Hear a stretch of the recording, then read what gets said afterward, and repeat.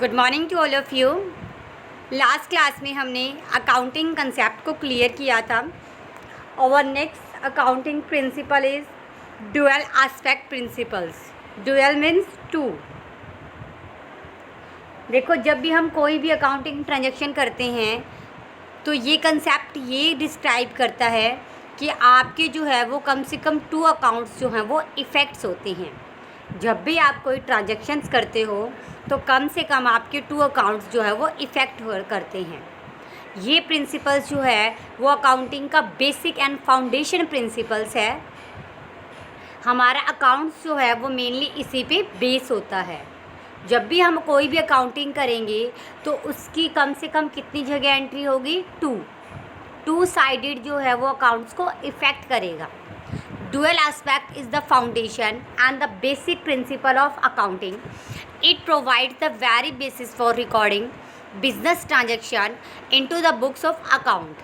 This concept states that every transaction has the dual or twofold effects and should therefore be recorded at the two place. जब भी हम कोई transaction करते हैं तो वो कितने प्लेस पर की जाएगी? टू प्लेसेस पर की जाएगी। In other words, at least two accounts will be involved in recording the transaction. कम से कम कितने अकाउंट्स इन्वॉल्व होंगे? टू। आप ऐसे नहीं कह सकते कि आपने कोई भी अकाउंटिंग ट्रीटमेंट की है तो एक अकाउंट ही इफेक्ट हो, क्योंकि हमारा अकाउंटिंग प्रिंसिपल किस पे डिपेंड है? ड्यूअल एस्पेक्ट प्रिंसिपल से। मीन्स किसी भी अकाउंट में जब आप कोई भी ट्रांजेक्शन्स करते हो तो कम से कम कितने अकाउंट्स इफेक्ट्स होते हैं? टू। इसके एग्जाम्पल मैं आपको बताती हूँ। मैं दोबारा रिपीट करती हूँ कि आपको ऐसा पूरा डिटेल में जाने की ज़रूरत नहीं है, आपको जस्ट ब्रीफली पता होना चाहिए कि कंसेप्ट में क्या है। देखो, फॉर एग्ज़ाम्पल आपने कोई मशीन जो है वो परचेज़ कर ली। आपने क्या परचेज़ की? मशीन। तो आपके पास क्या आया? ऑब्वियसली सी बात है, आपके पास क्या आया? Machine I. बट आपके हाथ से क्या गया? आपने पेमेंट की होगी, तो क्या गया? कैश। मीन्स टू अकाउंट्स हो गए, एक मशीन और दूसरी कैश। दोबारा रिपीट करती हूँ कि आपने कोई मशीन ख़रीदी तो आपके पास क्या आई? मशीनरी। और आपने क्या करना पड़ा? पेमेंट। तो एक मशीन, एक कैश। कितने अकाउंट इफेक्ट हुए? टू।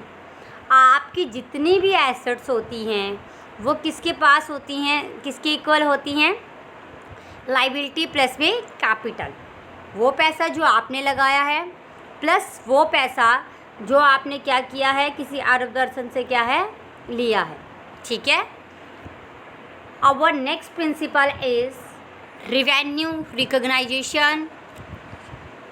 रेवेन्यू रिकॉग्नाइजेशन कंसेप्ट या रियलाइजेशन कंसेप्ट। ये कंसेप्ट क्या कहता है?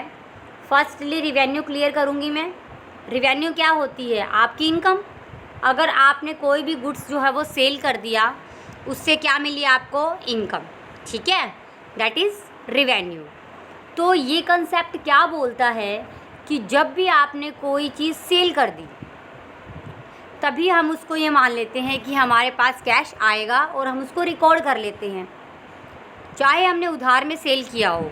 देखो, मैंने आपको 5 लाख रुपए की सेल कर दी और आपने कहा कि मैडम हम आपको नेक्स्ट मंथ पेमेंट करेंगे, बट मैंने इसी मंथ ही अपने अकाउंट में दिखा दिया कि मुझे 5 लाख रुपीस मिले।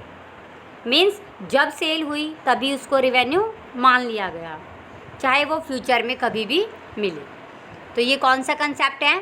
Revenue recognization concept. ये वो कंसेप्ट है जो ये मान के चलता है कि जब भी हमने कोई गुड्स सेल किया है तभी हम उसको बुक्स में रिकॉर्ड कर लेते हैं। The concept of revenue recognition requires that revenue or the business transaction should be included in the accounts record only when it's realized. Accounts में तभी इसको रिकॉर्ड कर लिया जाएगा जब ये सेल हो चुकी हैं, रियलाइज़ हो चुकी हैं। रिवेन्यू इसका मीनिंग मैंने बता दिया आपको। यहाँ पे देखो, एक एग्जांपल है, the sale of good service by a enterprises. Revenue कब हो सकती है? जब आपने कोई चीज़ सेल की हो या आपको कुछ मिला हो। देखो, इसमें एक आपको एग्जांपल दिया हुआ है, revenue is assume to be realised when a legal right to receive it. देखो आपको यहाँ से क्लियर करना है, ये टॉपिक क्लियर हो जाएगा। Credit sale are treated as a revenue when on the day sale are made. ये बोलता है क्रेडिट सेल को तभी रिवेन्यू मान लिया जाएगा जब हम वो सेल कर देते हैं। And not when money is receive from the buyer, तब नहीं मानते जब हमें बायर से मिली है। देखो वैसे तो ऐसा होना चाहिए कि आपने किसी को चीज़ सेल की, उधार में सेल की है, तो जब आपको पैसा मिलेगा तभी हम उसको रिकॉर्ड करें, बट नहीं, ये कंसेप्ट ये बोलता है कि जब आपने कोई चीज़ सेल कर दी है उसी दिन आप उसको क्या मान लोगे, रिवेन्यू रिकॉग्नाइजेशन, चाहे वो रिसीव आपको फ्यूचर में हो। As for the income such as the rent, commission, interest, these are the recognised on a time basis. किसके बेसिस पे होते हैं, टाइम बेसिस पे। For example rent for the month of March 2017, कोई rent है 2017 में मार्च का, even if he received in 2017। देखो मार्च का रेंट है और हमें कब मिलेगा, अप्रैल में, but will be taken into the profit and loss of the financial year ended 31 March, not in the financial year with the April 2017। ये बोलता है कोई रेंट है मार्च का और अब हमें कभी मिलेगा, अप्रैल में, बट हमें तो रिकॉर्ड कब करना है, मार्च में ही, ना कि अप्रैल में। सिंपल कंसेप्ट था। आई विल रिपीट, जब हम किसी चीज़ को क्रेडिट सेल कर देते हैं तभी हम उसको क्या मानते हैं, रिवेन्यू, चाहे वो हमें फ्यूचर में कभी भी रिसीव हुई हो, ये मैटर नहीं करता।